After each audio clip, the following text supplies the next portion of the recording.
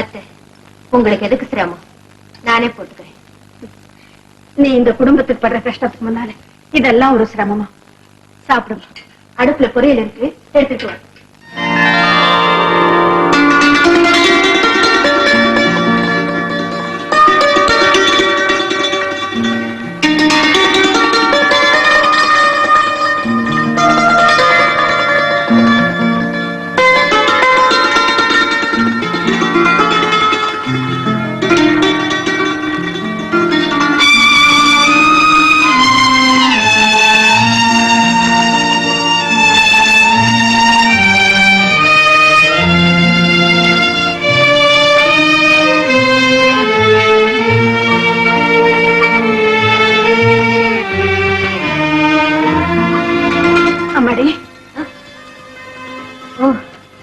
தூங்கிட்டேன்ல, வெயில்ல நடந்த களைப்பு.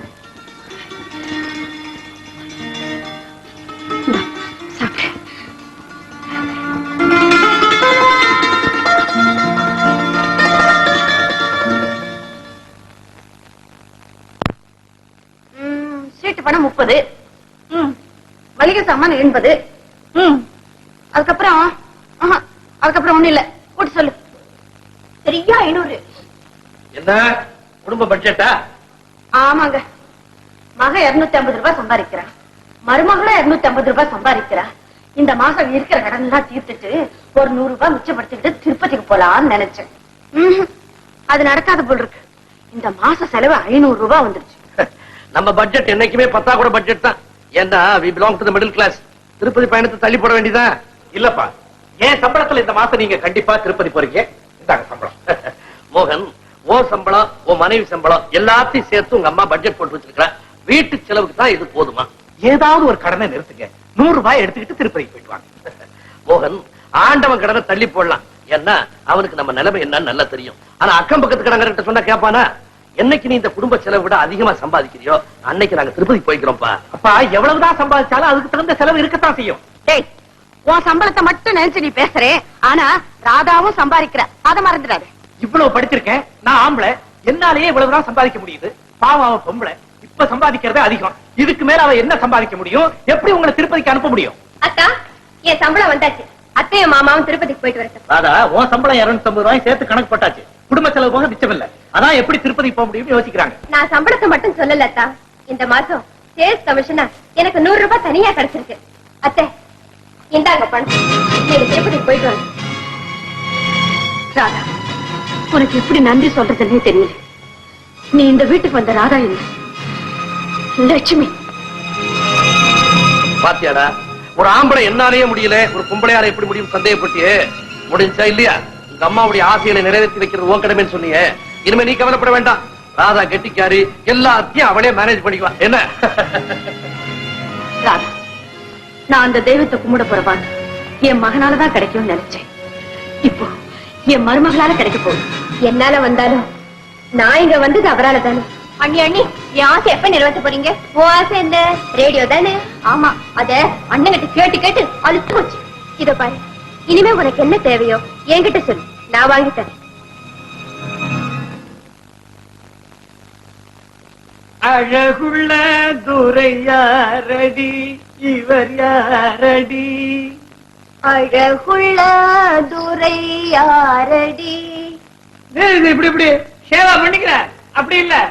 துரை யாரடி, துரை யாரடி? உனக்கு இந்த பாட்டுக்கு தகுந்த மாதிரி அபிநயம் வராது. உன் அபிநயத்துக்கு தகுந்த மாதிரி நான் பாட்டை மாத்துறேன். அழகுள்ள ஷேவிங் பிளேடே தடி, பிளேடே தடி. அழகுள்ள ஷேவிங் பிளேடே இல்ல இல்ல, துரையாரடி, துரையாரடி, துரையாரடி, யாரடி யாரடி. அடியே தனக்கு சுந்தரி, உனக்கு ஆம்பளைங்க தராம ஆட வராதோ? அவர் தான் தொட்டு தொட்டு கத்து கொடுக்கிறார். அவர் தொட்டு தொட்டு கத்து கொடுத்தா நீ ரசிச்சுக்கிட்டு நிக்கிறியா? அடியே, நானும் டான்ஸ் கத்துக்கிட்டு வந்தவ தாண்டி. ஆமா, எங்க கல்யாணமே அப்படிதான் நடந்தது. கேள்விப்பட்டேன். இவரு உங்களை இழுத்துட்டு வந்துட்டாராமே. ஐயோ பொய், நானும் அவளை இழுத்துக்கிட்டு வந்தேன், இவதான் என்ன இழுத்துக்கிட்டு வந்தா. ஐயோ, நீ போ, நாளைக்கு உனக்கு நான் எல்லாம் கத்து தரேன். நாளைக்கு எல்லாம் கத்து கொடுக்குறீங்களா? இந்த காலத்து பொம்பளைங்களுக்கு இதெல்லாம் கத்து கொடுத்துதான் தெரியணுமா? என்கிட்ட டான்ஸ் கத்துக்க வரவங்களே கம்மி, அவங்களையும் நீ விரட்டு. கத்து கொடுக்கணும்னா தொட்டு தொட்டு தான் கத்து கொடுக்கணுமா? அந்த பொண்ணுக்கு இன்னும் கல்யாணமே ஆகல தெரியுமா? ஐயோ, அதுதான் ரொம்ப தப்பு. அப்ப அந்த பொண்ணு கல்யாணம் ஆனப்புறம் நான் தொட்டு தொட்டு கத்து கொடுக்குறேன். இத பாருங்க. ஐயோ, என்ன நீ தொட்டு தொட்டு பேசுற? என் தலையெழுத்து நான் தொடர யார் தொடுவாங்க? நீங்க யார வேணாலும் அடிச்சிட்டு வாங்க, ஆடுங்க பாடுங்க, நான் வேண்டான்னு சொல்லல. ஆனா ஒரே சமயத்துல ரெண்டு வேண்டாம். நான் வேணா போயிடுறேன். எப்பா? இல்ல, இது வந்து இரண்டுக்கு பிறகுதான் வேண்டவே வேண்டாம். நாளைக்கு மட்டும் அந்த பொண்ணு டான்ஸ் கத்துக்க வரல, நீ செத்த. நீ என்கிட்ட டான்ஸ் கத்துக்கணும். நீ உஷா, எல்லாத்தையும் நான் வாசல நின்னு கேட்டு தாண்டி இருந்தேன். நோக்கு இந்த கதி வரப்படாது தெரியுமா? மாமி, நேத்து கூட அவங்க ரெண்டு பேரும் பீச் எல்லாம் சுத்துறதா கனவு கண்ட. மாமி, கனவு கண்டுட்டியோ? காத்தால தானே கண்டேன். ஆமா, கண்டிப்பா பழிச்சுடும். ஐயோ, மகாபலி அந்த பொண்ணை மயக்கி விட்டார். மாமி, எனக்கு இப்ப என்ன பண்றதுன்னே தெரியல. அதுக்கு ஒரு வழி இருக்கு, நான் சொல்றேன். அந்த பொண்ணு எழுதுன மாதிரி ஒரு லவ் லெட்டர் எழுதி அவர் கண்படுற இடத்துல வச்சுடு. வச்சுட்டு மறந்து நின்னு பாத்துன்று அவர் வந்து லெட்டரை படிப்பார். படிக்க தெரியுமா? 4ஆம் கிளாஸ் வரைக்கும் படிச்சிருக்கார். அந்த மூஞ்சிக்கு அது போரும். படிச்சுட்டு யார் எனக்கு இந்த மாதிரி எல்லாம் லெட்டர் எழுதுனது அப்படின்னு சத்தம் போட்டார்னா நல்லவர். யாருக்கும் தெரியாம லெட்டரை மறைச்சு வச்சுட்டாருன்னா அவரு கள்ளன். புடிச்சுக்கோ. மாமி மாமி, இப்பவே லெட்டர் எழுதி வச்சிடலாமா? அவசரப்படாதே, எப்ப லெட்டர் எழுதுங்கிறதே நான் சொல்றேன். அது இருக்கட்டும். உஷா, அவ ரெண்டு பேரும் வீட்டுல சுத்துறதா கனவு கண்ட. அப்புறம் என்னடி பண்ணுனா? அப்புறம் நான் முழிச்சுக்கிட்டேன். மாமி, எல்லாத்துலயும் நோக்கு அவசரம். இன்னும் செத்த நாளை தூங்கி இருக்கப்படாதா? என்ன பண்ணாலும் என்னடி பண்ணிருப்பா?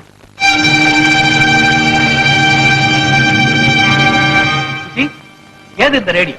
அண்ணா, இத அண்ணிதான் வாங்கி கொடுத்தாங்க. நான் தான் அந்த மாச சம்பளத்துல வாங்கி தரேன்னு சொன்னல, அதுக்குள்ள என்ன அவசரம்? ஆமா, நீ ஒவ்வொரு மாசமும் தான் சொல்லிக்கிட்டே இருக்க. என்னைக்கு வாங்கி கொடுத்த? மாச கடைசியாச்சே, சம்பளம் கூட கிடைச்சிருக்காது. எப்படி ரேடியோ வாங்கினா? நான் ஒரு சீட்டு போட்டேன், அது நேத்தோட முடியுது. அந்த பணத்தை வாங்கிட்டு வாமான்னு சொன்னேன். ஒருவேளை அந்த பணத்துல இருந்து வாங்கிட்டாலும் என்னமோ. ஓஹோ, அப்படியா? ரொம்ப நல்லா இருக்கு. ஏதோ ஆத்திர அவசரத்துக்கு உதவட்டுமேன்னு நீங்க சீட்டு போட்டு வச்சிருக்கீங்க. அதை எடுத்து இப்படி வீணாக்குறாளா? என்னடா பேசுறேன்? உன் தங்கச்சி வேணும்னு கேட்டிருப்பா, அவ வாங்கி கொடுத்திருப்பா. இதுல என்னடா தப்பு? அவ செய்யறதெல்லாம் சரின்னு தான் சொல்லுவீங்க. திருப்பதிக்கு உங்களை அனுப்பி வச்சதுல இருந்து அவளை தலையில தூக்கி வச்சுட்டு ஆடுறீங்க. அப்படி அவ வாங்கி கொடுக்கறதுனா அவ சம்பளத்துல வாங்கி கொடுத்துருக்கணும். நீங்க போட்ட சீட்ல வாங்கி இருக்க கூடாது. அவ வரட்டும், அவ செஞ்சது சரிதானான்னு நேரடியாவே கேட்கிறேன். என்னத்தா? வந்துட்டியா? அம்மா நேத்து சீட்டு பணம் எடுத்துட்டு வர சொன்னாங்களாமே, என்னாச்சு? அந்த பணம் இன்னைக்குதான் கிடைச்சது. இந்தாங்க அத்தை. அதுல நீ ஒண்ணும் செலவழிக்கலையா? அத்தை அந்த பணத்தை எதுக்காக போட்டாங்களோ என்னமோ, அதை போய் நான் செலவழிப்பேனா? அப்ப இந்த ரேடியோ எந்த படத்துல வாங்கினேன்? எங்க கம்பெனில சேல்ஸ் கமிஷன் கொடுத்தாங்க, அதுலதான் வாங்கினேன்.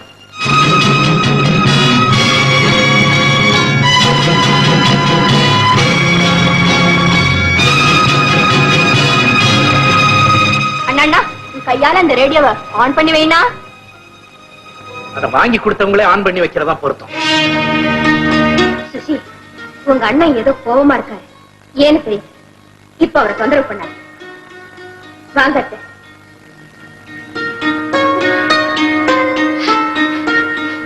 யாரும் ரேடியோ ஆன் பண்ணி வைக்க வேணாம், நானே வச்சுக்கிறேன்.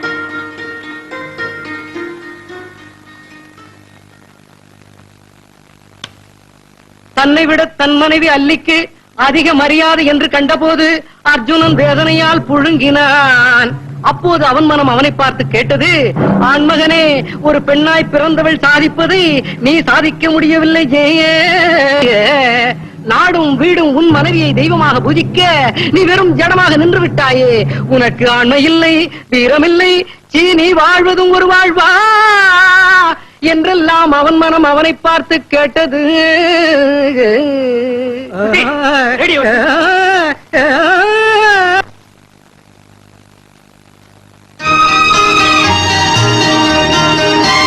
சொல்லிக் கொடுத்த பாடெல்லாம் படிச்சாச்சு. எங்க இந்த வார்த்தைகளுக்கு ஹிந்தி சொல்லுங்க. வணக்கம், நன்றி, நல்லது. நமஸ்தே, தன்யவாத், அச்சா. கரெக்ட். இப்போ இதுக்கு ஹிந்தி சொல்லுங்க. ஒரு முத்தம் கொடு. ஏன் பேசாம இருக்கீங்க?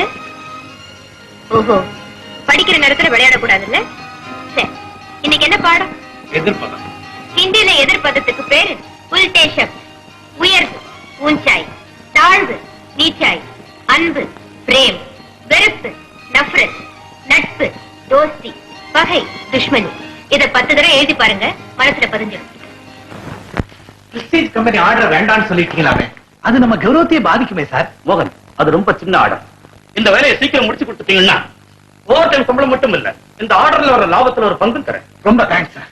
நல்ல மோகன், இவ்வளவு இன்ட்ரெஸ்டா நீங்க இந்த வேலையை ஏத்துக்கிறத பார்த்தா உங்க குடும்பத்துல ஏதோ பிரச்சனை போல இருக்கு.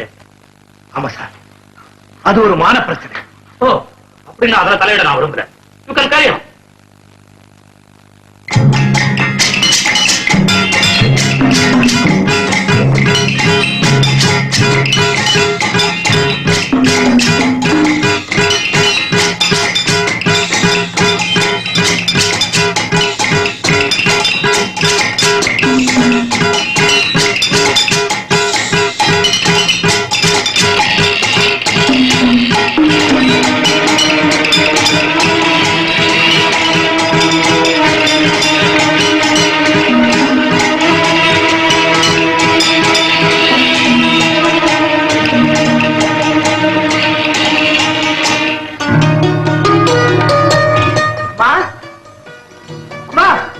என்னடா 4 நாளா வீட்டுக்கு வராம அப்படி என்னடா வேலை? ஒரு ஸ்பெஷல் ஒர்க் எடுத்து பகலா வேலை செஞ்சு 4 நாள்ல முடிச்சிட்டேன். நிறைய பணம் கிடைச்சது. அதுதான் அப்பாவுக்கு இந்த ஃபேனை வாங்கி கொடுத்தேன். நல்லா இருக்கமா?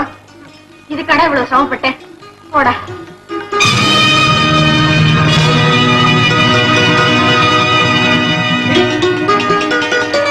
இந்த வீட்டுல எது கேட்டாலும் அண்ணிதான் வாங்கி தராங்கன்னு பீத்திக்குவியே. பாத்தியா, அப்பா ஃபேன் வாங்கி தந்திருக்கேன். பிரபாதமா இருக்கா? இருண்ணா, இத வரேன்.